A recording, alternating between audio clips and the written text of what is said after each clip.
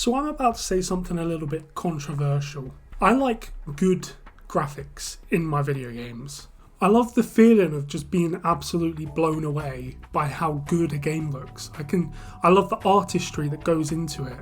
That doesn't just have to be, ultra realistic graphics in the vein of like Red Dead 2 or Assassin's Creed. It can be like cool art styles and all of this stuff. I mean, I spent a lot of money on a PC so that I can play games with like a very high graphical fidelity, right? Yeah, right, I do love good graphics. I love games that look good. But I also love games that are traditionally, and this is completely subjective, but I do love games that maybe don't look good. Older games. I've been playing video games for like 20 years at this point, and there's a lot of older games that I love on the PS1 and the PS2 and the N64. And these are games that technically, compared to games of today, they look bad, right? But I love them. I love the visual style of them. So as much as I love graphics and I love graphical fidelity, I'm not like someone that will just, shrug a game off if it doesn't look as good as like Red Dead 2, I first and foremost, I put a good story and good gameplay above good graphics, right? The best example of this is like Nintendo. Their games are not the most graphically advanced, they're not the most graphically impressive games. They make up for it with like incredible gameplay that is leagues above most other game companies. From Software is another one.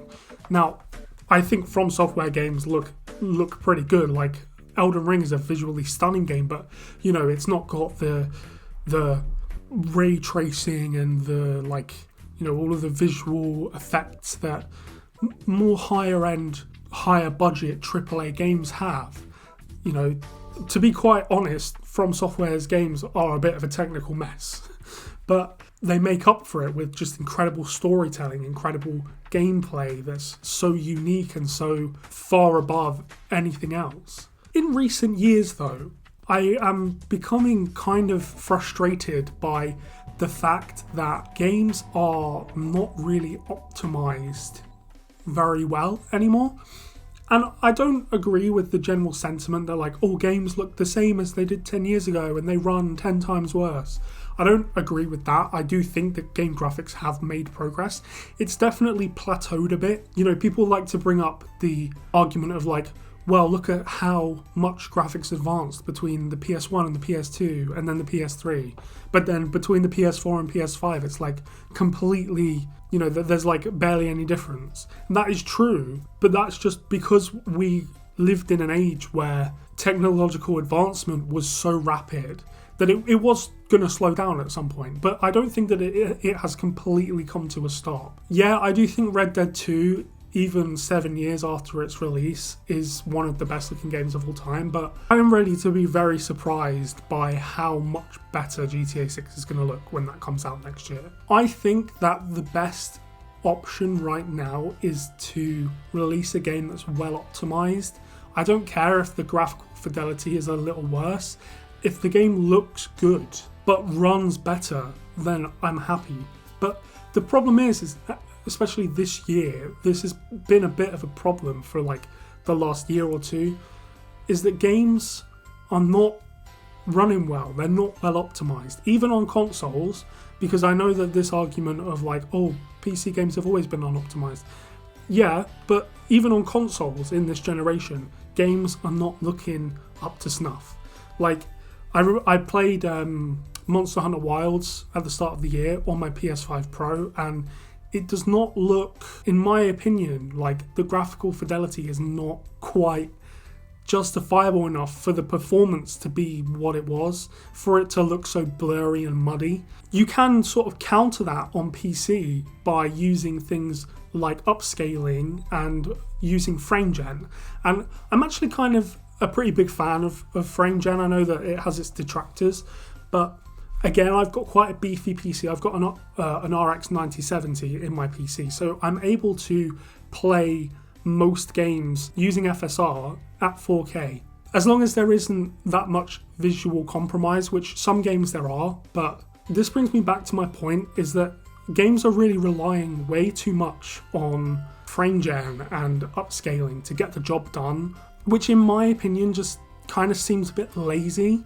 I'm not a game developer, and I know that games are like incredibly difficult to make. Like, it's actually kind of a marvel that games are released in any kind of state. Like, it's a very difficult thing to develop a video game, right? So like, this is absolutely no shade to the developers. I think it's always, if you want to blame someone for poor optimization or, you know, a buggy launch or anything like that, blame the publisher, blame the, you know, the chairman, the board members who were trying to push the game out by a specific date to meet a sales quota.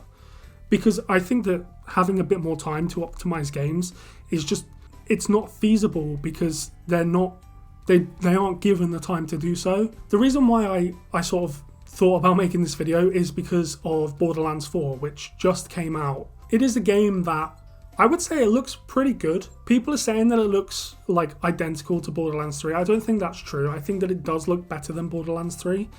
It's not like this super visually impressive game, but it has a really cool art style. You know, Borderlands has a cool art style, and it's certainly a good looking game, you know, but the game just runs like crap, dude. It runs really poorly. Using my PC, I'm able to get about between 50 and 70, like it fluctuates quite a bit, between 50 and 70 FPS.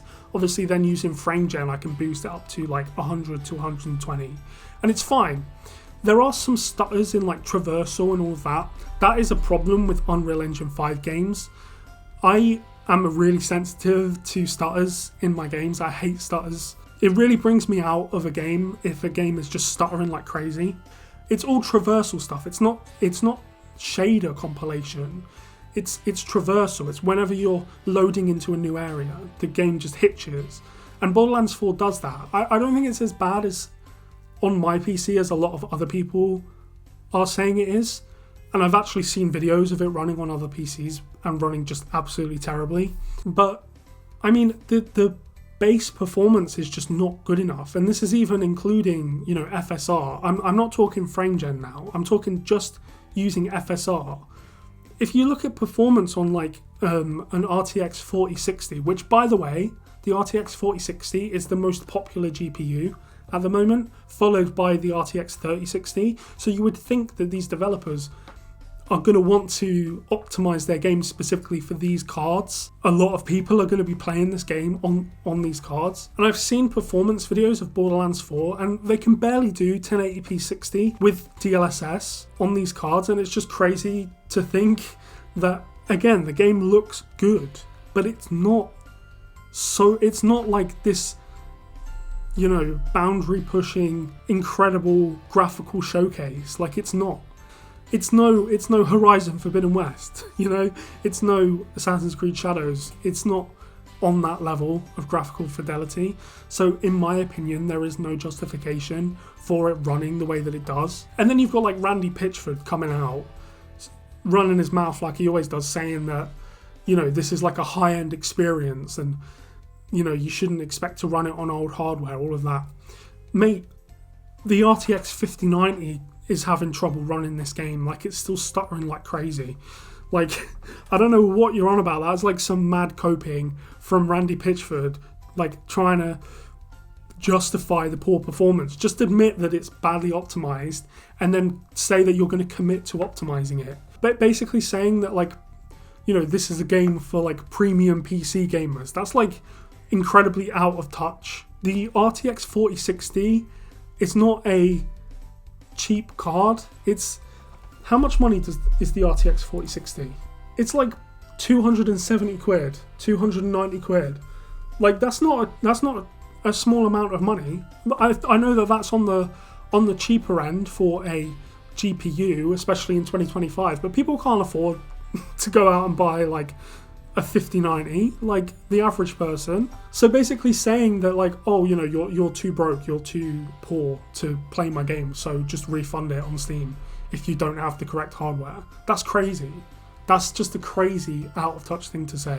And it sucks because I love video games. I think that games as an art form is like so compelling, but the price of entry is so high at the minute, and it's difficult for people to get into it. Like even the Switch 2, and I love the Switch 2, I've been playing the Switch 2 non-stop. It's a very expensive console, and I've said this before, but it's not even just the case of that, like, oh well, inflation has gone up, so obviously prices are going to go up. Wages and the amount of money that people are making has not.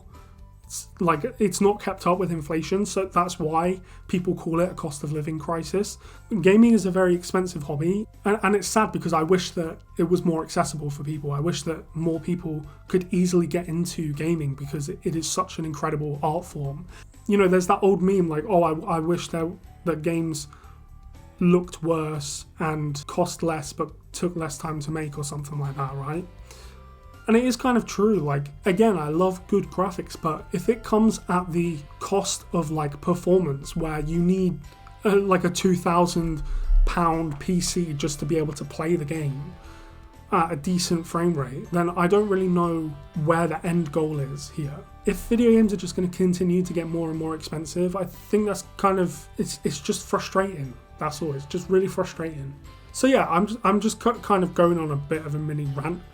I do want to end this on a positive note.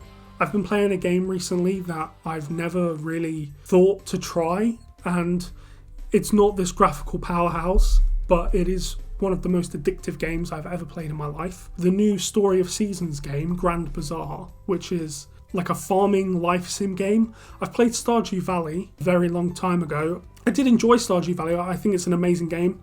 Just not really my cup of tea, personally, but something about this Story of Seasons game has just completely changed my mind on farming sims and life sims in general. I think it's just unbelievably fun. I'm absolutely addicted to it, so I can't recommend it highly enough.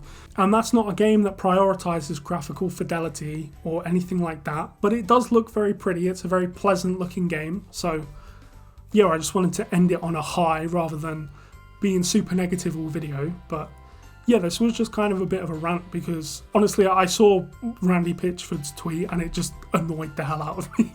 So I felt like I needed to make a video talking about this. So yeah, I hope you enjoyed this, and be sure to like and subscribe because it helps the channel a lot. And yeah, I'll see you guys in the next one. See ya.